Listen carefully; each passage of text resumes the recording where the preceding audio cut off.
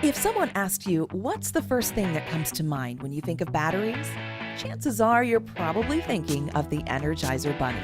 Why? Because since the launch of the Energizer brand in the late 1980s, the Energizer Bunny has been part of our lives through clever marketing and advertising campaigns, building, maintaining, and selling the Energizer brand to people all over the world. In fact, Advertising Age ranked the Energizer Bunny number 5 in its top 10 ad icons of the 20th century. Energizer realizes that success means more than just having a great product. In order to continue to grow a brand for long-term success, you need to have great marketing. Energizer was actually founded in the late 1800s as the National Carbon Company, and it was founded by two inventors, the inventor of the dry cell battery and the inventor of the flashlight. We invented the first alkaline battery and commercialized it. We invented the first lithium battery. We invented the watch battery, so from the mid-1950s, it was the first time people were allowed to stop winding their watches and they could rely on another means. That accelerated a tremendous amount of growth. And we're really proud of the innovation that has come from this company over the years. A lot of people think marketing is the same as advertising or selling, but there's a lot more to it. For a company like Energizer, marketing involves creating new products under its Energizer brand, deciding what price to sell them at, and promoting them and distributing them to customers all over the world. Marketing is changing dramatically and has been for the past several years. While there's a lot of the executional elements like advertising and like the product development that we have to do, the real magic of marketing is understanding consumer needs, understanding how they use your products, and being able to capitalize on their needs and address them better than anybody else. In the United States, the field of marketing has evolved over the decades into 4 eras. The production era took place during the mid-1800s through the early 1920s. Because of the great need for products, the goal was to produce as much product as possible because the market was almost limitless. During the next few decades, or what's referred to as the selling era, businesses began mass-producing products, and capacity often exceeded market demand. They therefore turned their efforts to advertising and selling to persuade customers to buy products. In the post-war baby boomer years of the 1950s, the marketing concept era took hold. It had 3 parts: a customer orientation, which involved finding out what consumers want and providing it for them; a service orientation, to ensure everyone in the company was dedicated to customer service; and a profit orientation, which focused on producing only products that would earn the most profits. In the early 1990s and through today, marketing evolved into the customer relationship era, which focused on learning as much as possible about the customer and doing everything possible to satisfy or exceed their expectations. Today, the use of the internet and social networks to gather information from customers has become an important part of this mix. Over the last few years, we've really diversified our marketing plan across a variety of mediums. Marketing all the way up and through the late 90s up to about 2000 was heavily focused on TV advertising, broad reach media, and building the brand. Now we have online efforts, we have in-store efforts. You know, in the 90s, it would have been 90 to 95% television advertising.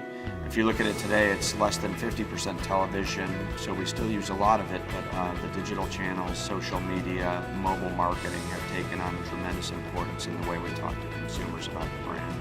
Today, marketing is all about pleasing customers. Almost every marketer knows about the 4 P's of marketing: product, price, place, and promotion. The 4 P's are referred to as the marketing mix because every marketing program is a blend of these 4 factors. Marketing today is much more, I believe, about helping the buyer buy. Technology has been an enabler and has really shifted the balance of power back to the end consumer. Consumers now have a lot more control over messages they choose to hear. And that's a little bit different from a few years ago when retail was the primary way that consumers purchase products. Now they can do it in multitudes of ways. And they can quickly find out which brands and products best meet their needs and which ones best align with their ambitions and feel like something that they want to form a relationship with. It's important for Energizer to build relationships with consumers. It's not just about selling products, but it's about initiating a conversation with them. And through the use of the Energizer Bunny, that's how we've done that. We've built a relationship that scopes well beyond the product set that carry the brand name. And that relationship we've formed is really the basis of what makes us different from our core competitors. So it's well beyond the products, it's really the brand relationship that makes Energizer unique and different. The marketing process includes such activities as finding new opportunities, conducting market research, identifying target markets, designing a product to meet the needs you discovered during market research, conducting product testing, developing brand names and packaging, setting price, selecting a distribution system, developing a promotional program, and building relationships with customers. All of our brand managers have to focus on the 4 Ps. First and foremost, having the product that meets consumers' needs.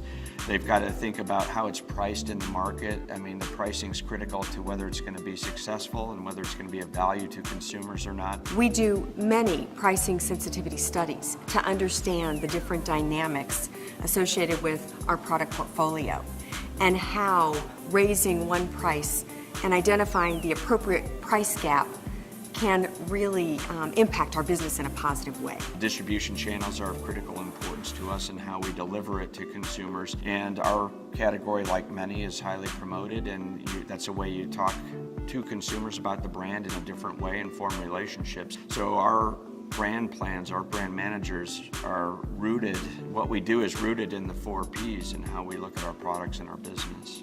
So much about marketing has to do with making the right decisions at every step. Sometimes marketers conduct marketing research or the analysis of markets and consumers to collect information that aids them in making the right decisions. We utilize a lot of research along the way in developing products that get to market, starting all the way with qualitative focus groups. We tend to use focus groups as a means of primary research early in the product development process and early in our process when we're looking at different types of retail executions for the category or for promotions. From a secondary research standpoint, we rely tremendously on syndicated data and a lot of research that we do internally, consumer usage in the house and where they bought products and how they bought them, how often they buy them, how much they buy at a time, and all of that comes through our secondary data sources. Making the right decisions isn't as easy as it sounds. In addition to the 4 Ps, there are a lot of other environmental factors that play a part in the overall marketing environment. Global, technological, socio-cultural, competitive, and economic factors also play a role in the success of a new product. We constantly look at the external environment and we focus on those factors that are going to have a big influence on our industry, our business, our brand. Technology is huge for us.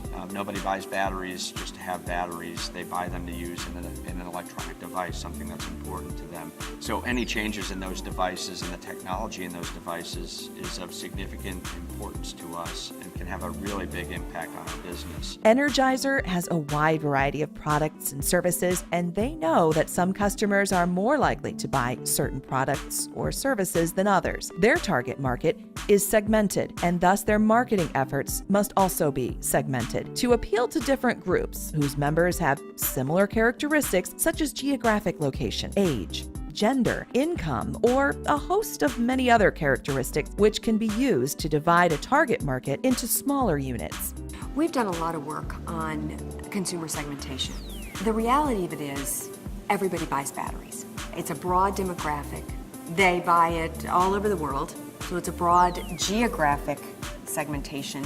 What we focus on is the attitudes. So it's really attitudinal segmentation that is important to us. When we look at battery usage, consumers' attitudes toward whether they believe a device is high-tech defines a segment. So they're willing to spend more for the batteries because they believe they perform differently in the different device applications.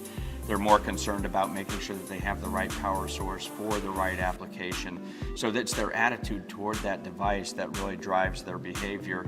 And that's what we focus on for the Energizer brand. These days, it's not enough to just have great products. Marketers use relationship marketing to not only keep customers satisfied, but to keep them coming back. Like other successful companies who incorporate the internet into their marketing activities, Energizer uses social media outlets such as Facebook and Twitter as one way to build and enhance its relationship with customers. In terms of where we fall on the spectrum of relationship marketing versus mass marketing, I would say we span the spectrum. We're becoming a lot more targeted in the new products and making sure that we're developing the one-on-one relationships and reaching people digitally, through social media, through mobile, and in the places that's important to them. So we've learned that there's a lot more to marketing than you may have initially thought. We also have learned that even a product as universally respected as the Energizer battery requires a great deal of planning, thought, and promotional savvy to succeed. Because the company does such a great job of this,